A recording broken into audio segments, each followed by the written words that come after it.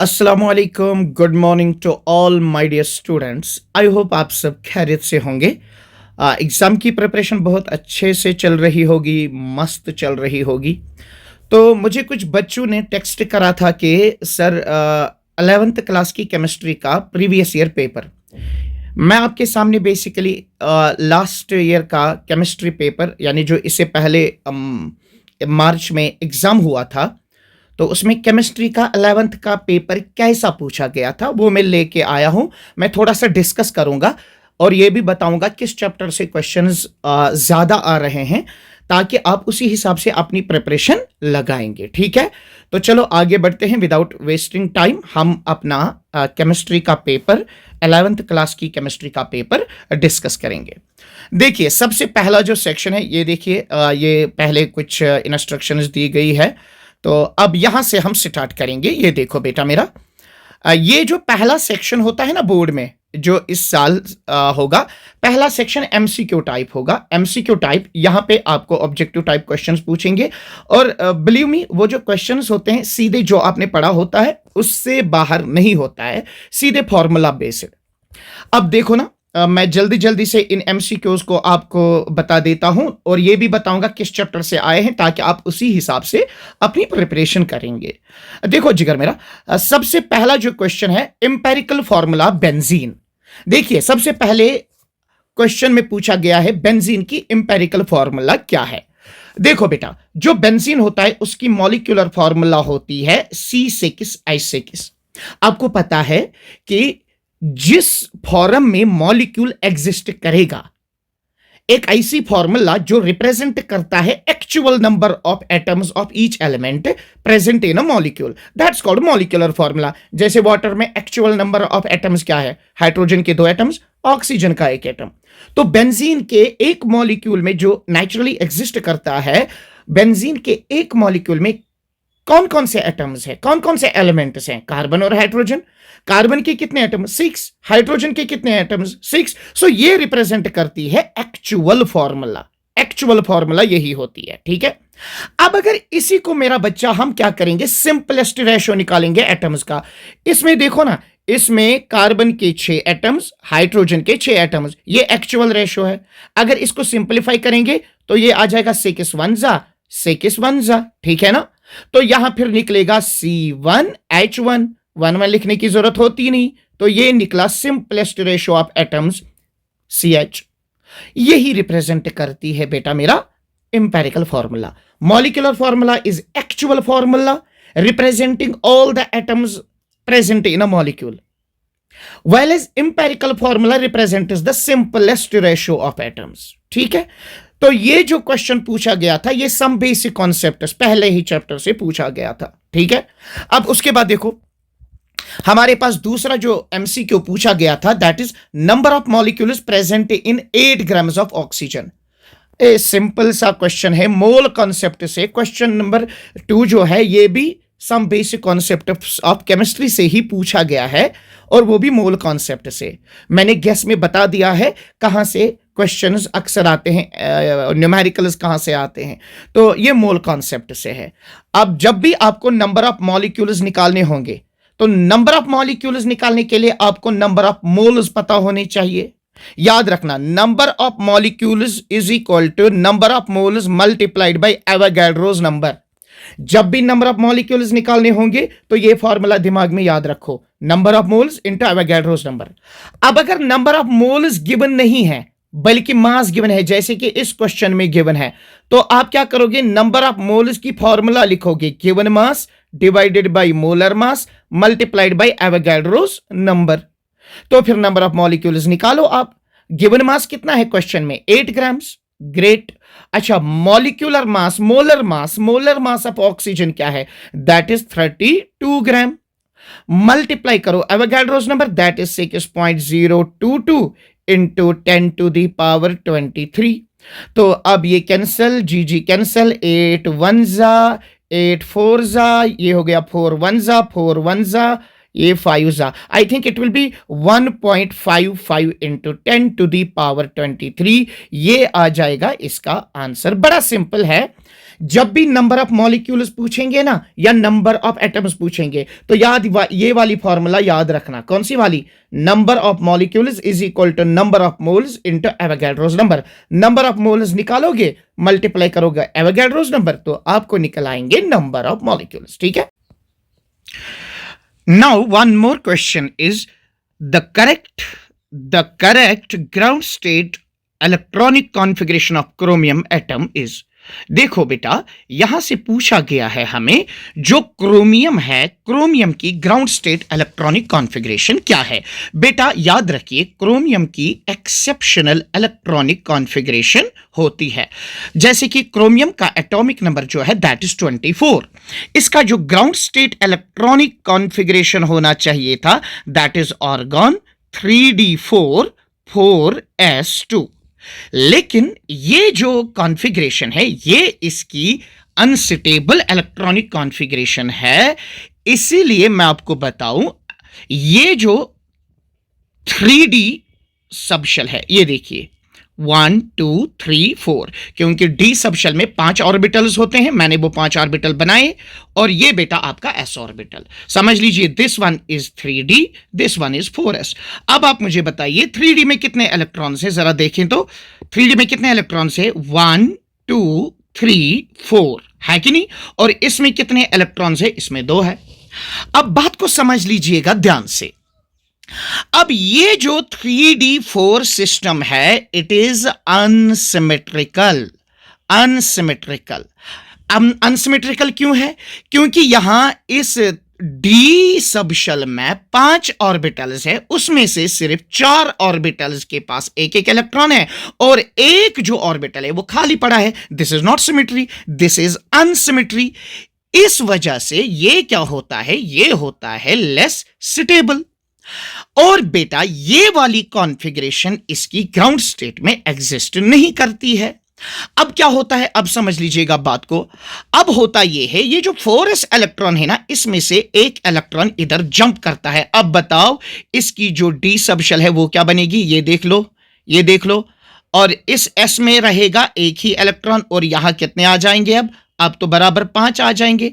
अब अगर आप पूरे सिस्टम को देखेंगे, हर एक ऑर्बिटल में एक एक इलेक्ट्रॉन है। So this will be now symmetrical electronic configuration.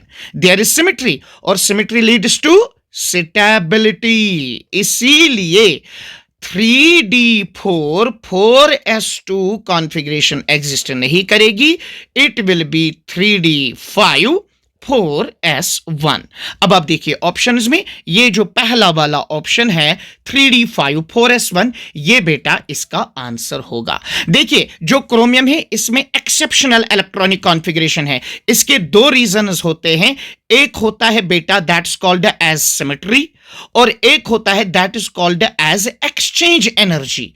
अब मैं यहां पे डिटेल में एक्सप्लेन नहीं कर सकता, ये लंबा हो जाएगा। अब आप ऐसे समझो, जो क्रोमियम है उसकी जो ground state stable electronic configuration है that is 3d5 4s1। It is because of exception, क्योंकि जो यहां पे 3d4 एंड 4s कॉन्फ़िगरेशन है ये अनसिमेट्रिकल है, इसमें एक्सचेंज एनर्जी कम होती है, दैट्स वाई ये एग्जिस्ट नहीं करती। और जो 3d5 और 4s1 कॉन्फ़िगरेशन है इसकी, इसमें एक्सचेंज एनर्जी बहुत ज्यादा होती है और बेटा सिमेट्री भी होती है, जिसकी वजह से ज्यादा स्टेबल होता है। अब क्वेश्चन पूछा गया है aluminium is diagonally related to. देखो पीरियड सेकंड के एलिमेंट्स और पीरियड थर्ड के एलिमेंट्स लिखो। जैसे पीरियड सेकंड के कौन कौन से है? Lithium, beryllium, boron, carbon, nitrogen, oxygen, fluorine. ठीक है। उसके बाद आप पीरियड थर्ड का लिखिए, जरा बताइए क्या है? लिथियम के बाद क्या है? सोडियम, उसके बाद है मैग्नीशियम, उसके बाद है एल्युमिनियम, इसी तरह सिलिकॉन वगैरह वगैरह वगैरह। अब अगर आप देखेंगे डायगोनल रिलेशनशिप, पीरियड सेकंड और थर्ड में लिथियम और मैग्नीशियम डायगोनली रिलेटेड है, और बेरिलियम और एल्युमिनियम डायगोनली रिलेटेड है। इसका मतलब यह है lithium is diagonally related to magnesium and beryllium is diagonally related to aluminium. हमें पूछा गया है एल्युमिनियम की डायगोनल रिलेशनशिप किसके साथ है, तो ऑब्वियस बात है इट विल बी बेरिलियम। तो यह भी पीरियोडिक क्लासिफिकेशन से पूछा गया है। नाउ उसके बाद in which of the following hydrogen bond occurs, तो बताइए जरा, आप मुझे बताइए इनमें से किस में हाइड्रोजन बॉन्ड होगा। देखो, हाइड्रोजन बॉन्ड के लिए एसेंशियल कंडीशन है हाइड्रोजन होना चाहिए। एक और कंडीशन यह है कि हाइड्रोजन इलेक्ट्रोनेगेटिव एलिमेंट के साथ जुड़ा होना चाहिए, या तो फ्लोरीन के साथ, या तो ऑक्सीजन के साथ, या तो नाइट्रोजन के साथ, या कभी कभी क्लोरीन के साथ। मोस्टली फ्लोरीन, ऑक्सीजन और नाइट्रोजन ही हाइड्रोजन बॉन्डिंग करते हैं। तो जरा बताओ, इसमें है हाइड्रोजन सिलिकॉन के साथ तो नहीं होगा, हाइड्रोजन लिथियम के साथ नहीं होगा, हाइड्रोजन आयोडीन के साथ नहीं होगा, सो हाइड्रोजन नाइट्रोजन के साथ, तो इसमें यह हाइड्रोजन बॉन्ड बनाएगा। ठीक है ना। उसके बाद एक और एमसीक्यू पूछा गया है। अच्छा, ये वाला जो क्वेश्चन है ना, ये केमिकल बॉन्डिंग से पूछा गया है। ठीक है, अब एक और है, in which of the following molecules the central atom is sp2 hybridized. Central atom किसमें sp2 हाइब्रिडाइज्ड होगा? देखो, ये जो BF3 है, BF, इसकी ट्रायंगुलर प्लेनर शेप है। देख बेटा, जो बोरान है इसके कितने वैलेंस इलेक्ट्रॉन है? 3। तो ये 3 सिग्मा बॉन्ड्स बना देता है। और अगर ये 3 सिग्मा बॉन्ड्स बना देता है तो मैं लिखूंगा यहां पे सिग्मा बॉन्ड्स कितने हैं? 3। जरा मुझे बताओ, लोन पेयर है कोई बोरान के पास? नो। बोरान के पहले शेल में 2 होते हैं। बोरान का एटॉमिक नंबर तो 5 है। पहले शेल में 2 इलेक्ट्रॉन्स होते हैं और दूसरे शेल में 3 इलेक्ट्रॉन्स। वो जो 3 इलेक्ट्रॉन्स हैं उन्होंने यहां पे 3 सिग्मा बॉन्ड्स बना लिए। ठीक है, लोन पेयर तो कोई नहीं। तो अगर मैं अब आपसे पूछूं sigma bonds plus lone pair का सम कितना आएगा? That will be 3 + 0, that will be बेटा मेरा 3।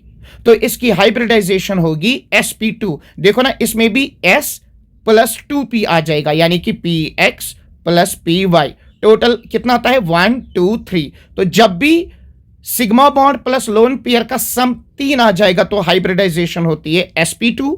अगर ये सम 2 आया तो hybridisation sp and etcetera. I hope आपने ये अंडरस्टैंड किया होगा। चलो एक और क्वेश्चन। अच्छा, ये जो क्वेश्चन है ये भी केमिकल बॉन्डिंग से पूछा गया है। ठीक है ना। उसके बाद एक और क्वेश्चन पूछा गया है, which among the following is an intensive property. Intensive property कौन है? देखो बेटा, heat capacity it is extensive, mass extensive, volume extensive, क्योंकि all these depend upon the amount. लेकिन जो डेंसिटी है, density is equal to mass upon volume. Mass भी extensive, volume भी एक्सटेंसिव। 2 एक्सटेंसिव प्रॉपर्टीज का रेशो इंटेंसिव प्रॉपर्टी होता है। जो डेंसिटी होती है वो अमाउंट पे डिपेंड नहीं करती है, बल्कि वो नेचर पे डिपेंड करता है। इसीलिए ये एक इंटेंसिव प्रॉपर्टी है। ये एमसीक्यू जो है ये थर्मोडायनेमिक्स से पूछा गया है। मतलब हर किसी चैप्टर से एमसीक्यू क्वेश्चंस बनते हैं। अच्छा, oxidation number of 2 chlorine atoms in bleaching powder. Bleaching powder होती है CaOCl2। इसमें से 2 क्लोरीन एटम है, दोनों की ऑक्सीडेशन स्टेट डिफरेंट है। मैं इसका स्ट्रक्चर बनाऊं, CaClOCl। अब देखिए, इसका ऑक्सीडेशन स्टेट में शॉर्टकट तरीके से निकालते हैं। ये बॉन्ड तोड़ो, क्लोरीन ज्यादा इलेक्ट्रोनेगेटिव तो -1, तो आ गई क्लोरीन की -1। अब यहां पे ये वाला बॉन्ड देखो, क्लोरीन और ऑक्सीजन में से ऑक्सीजन ज्यादा इलेक्ट्रोनेगेटिव, तो इस बॉन्ड की वजह से यहां -1 आएगा, तो इधर क्या आएगा? +1। कुल मिला के क्लोरीन की जो ऑक्सीडेशन स्टेट है इसमें एक है -1, एक है +1। तो देखो कोई आंसर है? यस, ये देखो, एक तो है +1, एक तो है -1। ये जो क्वेश्चन है ये रिडॉक्स रिएक्शन से पूछा गया है। तो मैंने बताया था ऑक्सीडेशन स्टेट प्रैक्टिस करो, उसमें से क्वेश्चंस आते हैं। ठीक है बच्चा जिगर।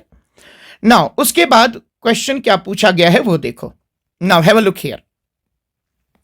क्वेश्चन पूछा गया है, हमें बताइए इलेक्ट्रोफाइल कौन है? इलेक्ट्रॉन लवर, यानी खुद इलेक्ट्रॉन डेफिशिएंट होगा, अटैक वहां करेगा जहां इलेक्ट्रॉन्स बहुत ज्यादा होंगे। तो इसमें से AlCl4 नेगेटिव, ये तो इलेक्ट्रोफाइल है नहीं। इधर देखो BCl3 जो दूसरी एग्जांपल है, इधर देखिए जो यहां पे BCl3 है, ये वाली, ये BCl3। इसमें अगर आप देखेंगे बोरान कितने बॉन्ड्स बना देता है? 3 क्लोरीन के साथ 3 सिग्मा बॉन्ड्स। बोरान के आउटर मोस्ट शेल में 3 इलेक्ट्रॉन होते हैं, तो ये 3 सिग्मा बॉन्ड्स बनाएगा। अब जरा देखो, इस बोरान के अराउंड टोटल कितने इलेक्ट्रॉन्स हो गए? 3 बॉन्ड्स बने, ये हो गए 2 इलेक्ट्रॉन्स, 2 इलेक्ट्रॉन्स, 2 इलेक्ट्रॉन्स। तो 3 बॉन्ड्स मल्टीप्लाइड बाई 2 तो टोटल 6 इलेक्ट्रॉन्स। इसका मतलब बोरान के अराउंड सिर्फ वैलेंस शेल में 6 इलेक्ट्रॉन है। 6 इलेक्ट्रॉन का मतलब इसका ऑक्टेट इनकम्प्लीट है। अगर ऑक्टेट कंप्लीट होता तो 8 इलेक्ट्रॉन होते, लेकिन इसमें कितने हैं? 6 इलेक्ट्रॉन। तो इसको एक इलेक्ट्रॉन पेयर की कमी है, तो ये इलेक्ट्रॉन डेफिशिएंट है। अगर ये इलेक्ट्रॉन डेफिशिएंट है तो ये इलेक्ट्रॉन लवर है, अटैक उधर ही करेगा जहां इलेक्ट्रॉन्स मिलेंगे। तो इसका जो आंसर आएगा that will be BCl3। am I right? चलो उसके बाद, चलो मैं पहले इसको रब करता हूं यहां पे। उसके बाद एक और क्वेश्चन पूछा गया है, इधर देखिए, एक और क्वेश्चन पूछा गया है ऑब्जेक्टिव टाइप। अच्छा, ये कहां से पूछा गया है? ये इक्विलिब्रियम चैप्टर से पूछा गया है, एसिड बेस कॉन्सेप्ट से।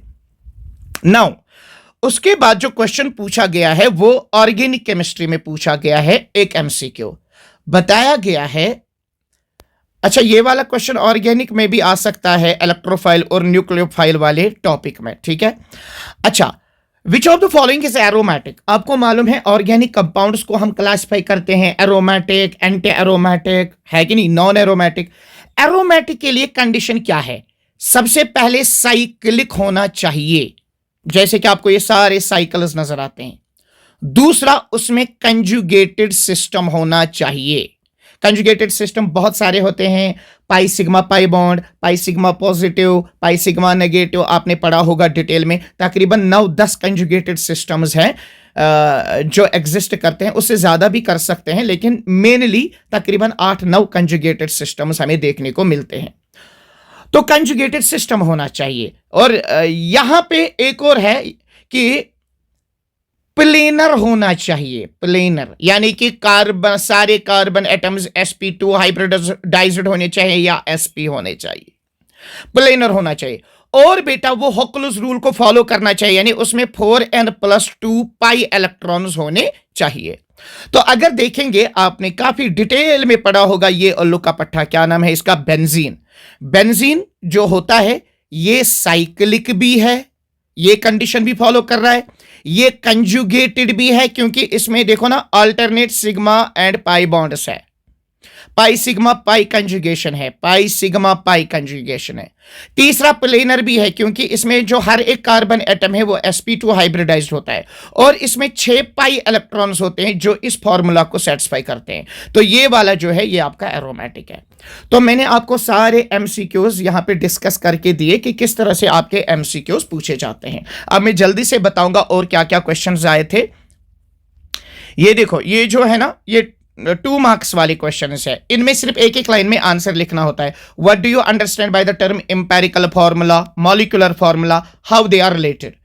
मैंने अभी बोला मॉलिक्यूलर फॉर्मूला क्या होती है? जो रिप्रेजेंट करती है actual number of atoms of each element in a molecule. Empirical formula जो simplest ratio of atoms represent करता है। और याद रखिए मॉलिक्यूलर फॉर्मूला जो होती है it is equal to n into empirical formula. ये इनके बीच में रिलेशन है जो पूछा गया है। इसमें ज्यादा नहीं लिखना होता है, डेफिनेशन लिखनी है एम्पेरिकल फॉर्मूला की, डेफिनेशन लिखनी है मॉलिक्यूलर फॉर्मूला, नीचे ये वाली इक्वेशन, बस फुल मार्क्स आ जाएंगे। ज्यादा डेंड्रोलॉजी अलाउड नहीं होती है। अच्छा, पीरियोडिक क्लासिफिकेशन में आया था कि डी ब्लॉक एलिमेंट्स क्या होते हैं और इनकी इलेक्ट्रॉनिक कॉन्फ़िगरेशन। अच्छा, ओजोन के रेजोनेटिंग स्ट्रक्चर्स आपको आता होगा। What is isothermal process? Simply definition लिखनी है कि आइसोथर्मल प्रोसेस क्या है। अच्छा, मैंने बोला था आपको पीएच क्या होता है? Negative logarithm of H plus concentration. PH जब भी निकालना होता है that is equal to negative logarithm of concentration of H plus, या बेटा negative logarithm of concentration of H3O plus. तो ऑब्वियसली यहां H3O प्लस की कंसेंट्रेशन गिवन है, तो नेगेटिव लॉग कीजिएगा, कंसेंट्रेशन कितनी है? That is 2 into 10 to the power -5। इसको सॉल्व करो, you will get the answer. बड़ा सिंपल, ये इक्विलिब्रियम चैप्टर से आया है। अच्छा बेटा, उसके बाद बफर सॉल्यूशन ये पूछा गया है और एग्जाम्पल। बफर सॉल्यूशन क्या होता है? एक ऐसा सॉल्यूशन, मान लीजिए ये मैंने सॉल्यूशन बना लिया, इस सॉल्यूशन का कुछ पीएच है, मान लीजिए इसका पीएच है 4। अगर आप इसमें ऐड करते हो small amount of strong acid या बेस, इसका पीएच चेंज अगर नहीं होगा तो ये सॉल्यूशन है बफर सॉल्यूशन। यानी एक ऐसा सॉल्यूशन जिसमें अगर आप स्मॉल क्वांटिटी में एसिड या बेस ऐड करोगे उसका पीएच चेंज नहीं होता है। यह सॉल्यूशन पीएच रेजिस्टेंट होता है, इनको कहते हैं बफर सॉल्यूशंस, ठीक है। या इसी तरह से फंक्शनल ग्रुप क्या होता है, ये क्वेश्चन देखो, ऑर्गेनिक केमिस्ट्री से आया है। What is functional group? Definition लिखनी है। अल्कोहल्स का functional group it is OH, aldehydes का functional group it is CHO, ketones का functional group it is C double bond O, carboxylic acid का फंक्शनल ग्रुप COH। बस इतना लिखना है, सीधे टू द पॉइंट आंसर लिखा करो, अच्छी परसेंटेज आ जाएगी। डेंड्रोलॉजी पेपर भरोगे 2-2 4-4 पेजेस, उससे कुछ नहीं होता है। जो पूछा गया है उसी का आंसर दे दो। पूछा गया है व्हाट इज फंक्शनल ग्रुप, एक डेफिनेशन लिखो व्हाट इज फंक्शनल ग्रुप। उसके बाद पूछा गया है अल्कोहल का फंक्शनल ग्रुप, तो एक साइड से लिखो अल्कोहल, दूसरी साइड से उसका फंक्शनल ग्रुप, हो गया, ठीक है, बड़ा सिंपल। अच्छा, व्हाट आर कन्फॉर्मेशन, ये आइसोमेरिज्म में पूछा गया है। अल्केन्स में ईथेन के कन्फॉर्मर्स जैसे स्टैगर्ड एंड इक्लिप्स्ड। इसी तरह से देखो, ये अल्कीन्स हैं, ये और ये अल्कीन्स दिए गए हैं, ये अल्काइन दिया गया है, जैसे ये प्रोपीन है, ये ईथीन है, ये इथाइन है, ये भी इथाइन है। इनकी रिएक्शंस मैंने ऑलरेडी आपको बताया था, इनकी रिएक्शंस पूछी जाती है, स्पेशली अल्कीन्स की रिएक्शंस वो पूछी जाती है। इसका बेटा और पार्ट भी होता है, नहीं इसका कोई और पार्ट नहीं है, तो आपको प्रैक्टिस करनी पड़ेगी, ठीक है। आप ऐसा करो, जो NCERT है ना, उसमें जो रिएक्शंस अल्केन्स, अल्कीन्स और अल्काइन्स की गिवन है, उनको रिवाइज करो, थोड़ा सा प्रैक्टिस करो, एक सिंगल शीट बनाओ, तो आपसे फिर ये क्वेश्चंस हो जाएंगे, ठीक है। जैसे ये ओजोनोलिसिस है, आसानी से हो सकता है, ये ऑक्सीडेशन है, आसानी से हो सकता है, इसमें ज्यादा मसला नहीं है। अच्छा, अब 3 मार्क्स वाले, determine empirical formula of an oxide of iron which has this percentage of iron and 30% of oxygen by mass. देखो बेटा, एक चीज देख लो, इंपेरिकल फॉर्मूला मॉलिक्यूलर फॉर्मूला से ऑब्जेक्टिव भी आया, 2 मार्क्स वाला भी आया, 3 मार्क्स वाला भी आया। देखो कितना इंपॉर्टेंट चैप्टर है। इसमें मैं आपको कहता हूं, molecular formula, empirical formula, percentage composition और मोल कॉन्सेप्ट, इस चैप्टर में ये सबसे इंपॉर्टेंट क्वेश्चन है, ये कीजिएगा। अच्छा, एटॉमिक ऑर्बिटल क्या होता है, ऑर्बिट और ऑर्बिटल में क्या फर्क है? बड़ा सिंपल है एटॉमिक स्ट्रक्चर से। Ionisation energy of nitrogen is more than oxygen, बड़े सिंपल से क्वेश्चन से कर सकते हो, पीरियोडिक क्लासिफिकेशन से है। Molecular orbital diagram, draw molecular orbital diagram of O2 molecule, पूछा गया है, बड़ा सिंपल है, यू कैन डू इट, इतना मुश्किल नहीं है। अच्छा, मॉलिक्यूलर ऑर्बिटल इलेक्ट्रॉनिक कॉन्फ़िगरेशन, जो हम अक्सर पढ़ाते हैं जब हम मॉलिक्यूलर ऑर्बिटल थ्योरी पढ़ाते हैं, तो फिर मॉलिक्यूलर ऑर्बिटल डायग्राम बनाते हैं, उस बेसिस पे इलेक्ट्रॉनिक कॉन्फ़िगरेशन O2 N2 की आती है, ठीक है। और उससे फिर पता चलता है डायमैग्नेटिक है कि paramagnetic. State first law of thermodynamics, काफी अच्छा क्वेश्चन है, डिराइव मैथमेटिकल रिलेशन। अच्छा, एंट्रोपी और फ्री एनर्जी यानी S and G, delta S and delta G का रिलेशन भी पूछा जाता है। Define oxidation and reduction on the basis of electron transfer, बड़ा simple, loss of electron oxidation, gain of electron reduction, 1-2 examples दे दो, मामला खत्म। अच्छा, ये रिएक्शन दी गई है, आपसे पूछा गया है बताओ इसमें से किसकी हो रही है ऑक्सीडेशन, किसकी हो रही है रिडक्शन, पहचान सकते हो ना। जिसका ऑक्सीडेशन स्टेट इंक्रीज होता है उसकी हो जाएगी ऑक्सीडेशन, और जिसका ऑक्सीडेशन स्टेट डिक्रीज होता है उसकी हो जाएगी रिडक्शन, सिंपल। अच्छा, लिचेटलियर्स प्रिंसिपल क्या होता है, और ये रिएक्शन दी गई है, लिचेटलियर्स प्रिंसिपल के बेसिस पे बोलना है इसके लिए फेवरेबल कंडीशन क्या है, तो लिचेटलियर्स प्रिंसिपल इज इंपॉर्टेंट। अच्छा, ये बेसिक टर्म्स है, क्रिस्टलाइजेशन, डिस्टिलेशन एंड क्रोमेटोग्राफी, ये ऑर्गेनिक केमिस्ट्री में पढ़ा जाता है, बेसिक टर्म्स है, आप इनको कीजिएगा। अच्छा, अब 5 मार्क्स वाले लॉन्ग क्वांटम नंबर्स क्या होते हैं, उनकी सिग्निफिकेंस, सारे क्वांटम नंबर्स, उसमें principal quantum number, azimuthal quantum number, magnetic quantum number और बेटा स्पिन क्वांटम नंबर, इन क्वांटम नंबर्स में से क्वेश्चन जरूरी आता है। देखो यहां बोर्ड में पूछा गया है, बोहर्स थ्योरी और उसके पोस्टुलेट्स और limitations. How this model helps in calculating the energy of an electron in different energy level. तो पढ़ा होगा आपने, इसके लिए सिंपली वो रिलेशन याद रखनी है। Energy of electron in nth orbit is -13.6 divided by n square electron volts for hydrogen atom. कर सकते हो। अच्छा, कार्बोकैटाइन्स क्या होते हैं, कार्बो एनाइन्स क्या होते हैं, ये कैसे जनरेट होते हैं, हेटेरोलिटिक फिशन से, और स्टेबिलिटी क्या है इनकी, टर्शरी, प्राइमरी, सेकेंडरी, वो कैसे आप कंपेयर करोगे।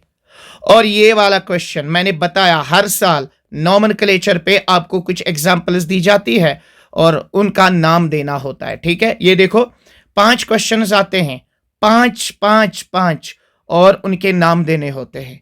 ये अक्सर और हर साल ये क्वेश्चन आता है। नाउ कुछ ऐसी भी रिएक्शंस है। How will you prepare following compounds from benzene. Chlorobenzene को बेंजीन से कैसे बनाओगे, नाइट्रोबेंजीन को बेंजीन से कैसे बनाओगे। मतलब आपके पास होगा, ये देखो ये है बेंजीन, बताओ ऐसा क्या करोगे, किसके साथ रिएक्शन करोगे तो आपका क्लोरोबेंजीन बनेगा। बताओ किसके साथ रिएक्शन करोगे, क्लोरोबेंजीन। हेलोजिनेशन पढ़ते हैं, ये रिएक्शन सारे बेंजीन में हम पढ़ते हैं। या ऐसा क्या करोगे बेंजीन को कि वहां नाइट्रोबेंजीन, कौन सी रिएक्शन करोगे, इलेक्ट्रोफिलिक सब्स्टिट्यूशन रिएक्शंस पढ़ा है ना डिटेल में, ऐसे क्वेश्चंस आते हैं। तो ऐसे में क्या करोगे कि बेंजीन सल्फोनिक एसिड बनाओगे, SO3H। इसी तरह से टॉल्यूइन बनाओगे, ये वाला, यानी बेंजीन से ये वाले कंपाउंड्स आपको बनाने हैं। Give mechanism of electrophilic substitution reaction in benzene. देखो ये क्वेश्चन 5 मार्क्स वाला है, इन सब के आंसर्स इसी में है। अगर आपको इलेक्ट्रोफिलिक सब्स्टिट्यूशन रिएक्शन आता है, मैं आपसे यकीन से के साथ कहता हूं कि आपके क्वेश्चन सॉल्व हो जाएंगे।